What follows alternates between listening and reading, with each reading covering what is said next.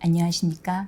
대한상의 CEO 인사이트의 사회를 맡은 블록체인 에반젤리스트 최화인입니다. 코로나19의 장기화로 인해 우리 사회와 기업의 위기 극복에 새로운 대응 전략이 필요한 시점입니다. CEO 인사이트는 각 분야별 최고 전문가들의 분석과 전망을 통해서 위기 시대에 CEO들에게 통찰과 전략을 제공하기 위해 마련된 프로그램입니다. 오늘은 코로나 이후의 뉴노멀과 그로 인한 메가 트렌드의 변화, 그리고 글로벌 기업들의 재편에 관해 베인앤드컴퍼니 서울 사무소의 유영중 디지털 총괄 파트너를 모시고 말씀 나누겠습니다. 안녕하십니까. 만나 뵙게 돼 반갑습니다. 안녕하십니까. 베인앤컴퍼니의 유영중입니다. 먼저 세계 3대 컨설팅 기관 중에 하나인 베인앤드컴퍼니와 서울 사무소의 디지털 총괄 파트너라고 하는 직책, 그리고 유영중 파트너의 본인 자신에 대해서 간략히 소개 좀 부탁드리겠습니다. 저희 베인앤컴퍼니는 보스턴에 본사를 두고 있는 글로벌 경영 컨설팅 회사입니다. 포춘 500의 그 대기업뿐만 아니라 다양한 투자자들과 여러 가지 경영 자문들을 수행을 하고 있고요. 저는 거기서 이제 서울 오피스에서 디지털 총괄을 맡고 있습니다. 디지털이라는 것이 업종을 불문하고 최근에 다양한 화두들이 되고 있기 때문에 제조업, 금융업, 소비재 이런 관련된 데 있어서 그 디지털과 관련돼서 어떻게 산업의 효과와 산업의 판도가 바뀌고 어떠한 경영 전략들을 구사하는 것들이 적절한지에 대해서 자문들을 제공하고 있습니다. 21세기의 가장 핫한 분야가 아닌가 싶은데요. 그러면 조금 오늘 주제에 맞춰서 먼저 질문을 좀 드리고자 합니다. 최근 가장 많이 등장하는 용어가 뉴노멀인데요. 사실 뉴노멀은 2008년 금융위기 이후에 고착화된 세계적인 저성장 모드를 뜻하는 용어였습니다. 그런데 코로나19 이후에 이것이 조금 더 뜻이 다양해져서 국수주의, 보호주의라는 탈세계화의 흐름과 함께 비대면 문화까지 포함하는 그런 용어로 광범위해졌습니다. 이 외에도 뉴노멀의 개념에 조금 더 포함할 수 있는 용어라든가 아니면 특징들이 좀 있을까요? 저희가 코로나 이후에도 다시 뉴노멀이라는 것들이 화두가 되고 있는 것 같은데요. 크게 저희가 생각을 할 때는 네 가지의 메가 트렌드 관점에서의 변화와 급속한 가속화들이 벌어지고 있다고 생각을 하고 있습니다. 일단 한 가지는 이제 말씀 주신 것처럼 포스트 세계화, 결국 반세계화를 통해서 1990년대 이후에서의 그 세계 경제의 질서가 좀 재편되는 과정이라는 것들이 가속화될 것이다라고 생각을 하고 있고요. 두 번째로는 이제 그 언택트와 관련된 부분들이긴 한데요. 가장 주요한 변화는 거리 비용이라는 것들이 감소를 해서 결국 물리적으로 거리가 떨어져 있음으로써 발생했던 비용들이라는 것들을 줄일 수 있는 다양한 수단들이라는 것들이 보편화되고 있다라는 것들이 두 번째 트렌드입니다. 세 번째로는 이제 자동화, 이제 얘기는 많이 들어보셨을 것 같긴 한데요. 결국 세이프티와 그 인간 간의 컨택트에서의 문제점, 그리고 여러 가지 생산성을 늘리기 위한 방법으로 이제 자동화 투자라는 것들이 상당히 가속화될 것들이라고 생각을 하고 있고요. 마지막으로는 저희가 그동안 금융위기에 쭉 저금리라는 것들을 당연시하고 받아들여 왔는데요. 자본의 수요와 공급의 관점에서 봤을 때, 그리고 여러 가지 반세계화로 인한 지역의 블록화를 기준으로 생각을 해보면 금리라는 것들이 더 이상 싸지 않는 그런 시대가 오지 않나 하는 것들이 저희의 견해입니다. 거리 비용의 감소라는 것이 최근 각국 정부가 하고 있는 리쇼어링 정책과도 관련이 있는 건가요? 사실 그 리쇼어링 정책이라는 것들이 이제 거리 비용의 감소, 그리고 또 자동화하고도 다 이제 맞닿아 있는 부분들이기는 한데요. 조금 더 직접적으로 이해할 수 있는 부분들은 우리가 꼭 붙어 있어야만 할 수 있는 일들이라는 것들이 멀리서도 할 수 있게 되는 형태, 결국 원격 근무라는 것들이 보편화되고 있고, 미팅이라는 것, 대면 미팅의 여러 가지 대안들에 대해서 저희가 보편적으로 받아들이게 되는 것들을 통칭하신다라고 생각하시면 될 것 같습니다. 물리적인 거리가 아니라 디지털을 통해서 그 물리적 거리를 극복하는 개념으로 이해하면 되겠네요. 네, 맞습니다. 네. 코로나로 글로벌 공급망의 일부가 중단되면서 생산의 차질을 빚는 기업들이 적지 않게 있었습니다. 공급망의 불확실성과 빠른 변화에 대처할 수 있도록 공급망 다변화가 이제 실제적으로 요구되고 있는 시대인데, 이때 가장 고려해야 될 사항이 무엇이 있을까요?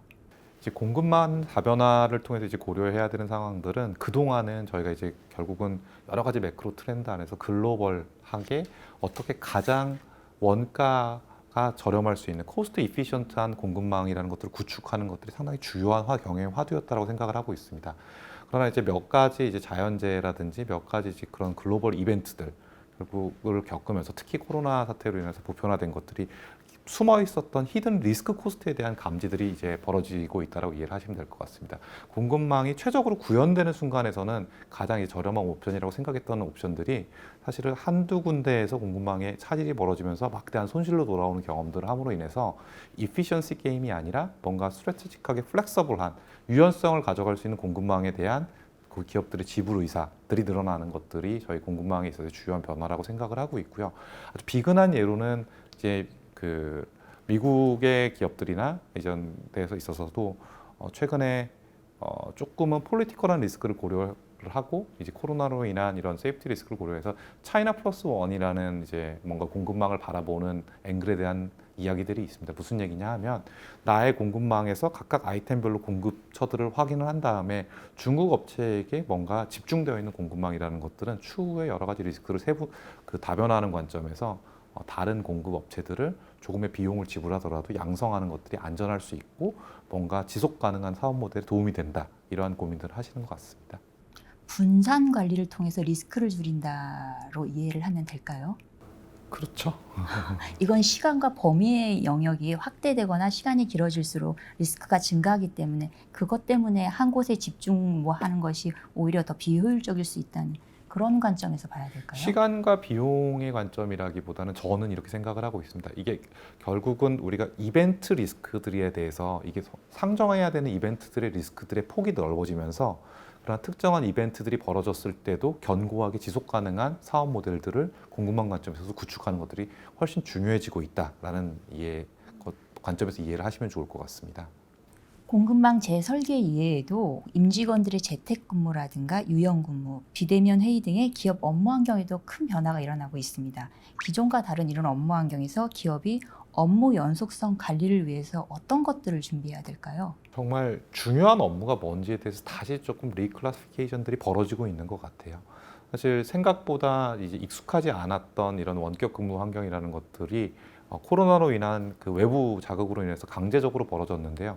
저희가 이 경영진들과 얘기를 하다 보면 생각보다 많은 부분의 오퍼레이션들이 예상했던 것보다는 어려움 없이 진행되는 부분들이 있다라는 거죠. 업무라는 것들 중에서 가장 핵심 업무들이 무엇이었고 이것들이 침해받지 않는 방법들에 대해서 그러니까 우리가 양보하지 않아야 되는 업무라는 것들이 무엇인지와 그 외에 걷어낼 수 있는 사실 소위 말할 수 있는 스러운 업무가 무엇인지에 대해서 이번에 잘 발라내는 것들은 상당히 중요한 과정이라고 저희는 생각을 하고 있습니다.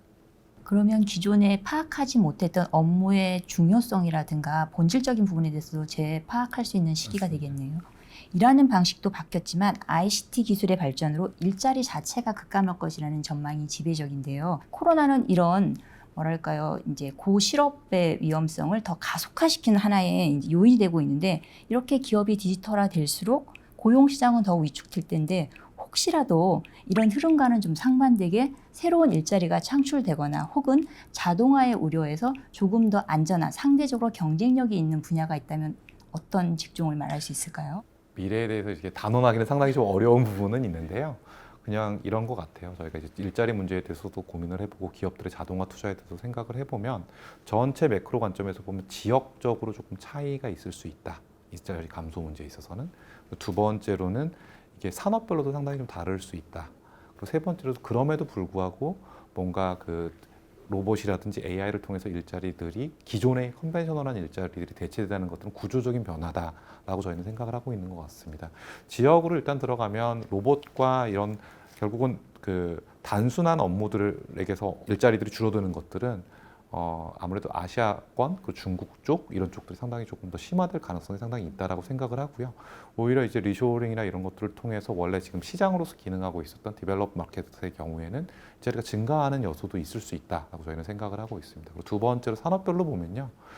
이게 결국은 단순 업무가 무엇인지, 단순 업무의 비중이 어디에 높았는지, 그리고 두 번째로 이 코로나를 통해 갖고 사람과 휴먼 간의 컨택이라는 것들의 리스크가 어디가 큰 건지를 보면 서비스 업종이라는 영역이 우선적으로 뭔가 일자리가 줄어들 수 있는 여지가 있다. 단순 서비스 업종이. 그러한 생각들을 저희가 지금 하고 있는 것 같습니다. 예를 들어서 결국 월마트에서 뭔가 이 최근에 투자를 많이 했다라고 그러는데요. 그 플로어를 이렇게 뭔가 청소를 하는 청소 로봇이라든지 이러한 뭔가 단순 서비스들 그리고 인간과의 대면을 줄일 수 있는 서비스 영역에서의 이제 일자리 감소가 일단 도드라질 거라고 생각을 하고 있고요. 오히려 생산과 관련된 부분들은 생산에 차질이 있었을 때 결국 실제 사업 모델에 상당한 영향을 주기 때문에 서비스보다는 조금 더 보수적인 관점에서 여전히 접근이 되고 있는 것 같아요. 그럼에도 이제 모두에 말씀드렸던 것처럼 뭔가 그 로봇의 진화 그리고 AI의 진화를 통해서 인간과 같이 판단을 내릴 수 있는 AI 진화를 바탕으로 일자리라는 것들이 점점 노동에서 인간이 담당할 수 있는 영역이라는 건 줄어들 수 있는 구조적인 변화가 벌어지고 있다는 것들에 대해서는 의심의 여지가 없는 것 같습니다. 저금리, 저물가, 높은 실업률의 저성장 모드를 의미하는 뉴노멀이 코로나의 영향으로 팬데믹의 불확실성까지 포괄하는 개념으로 확대되었습니다.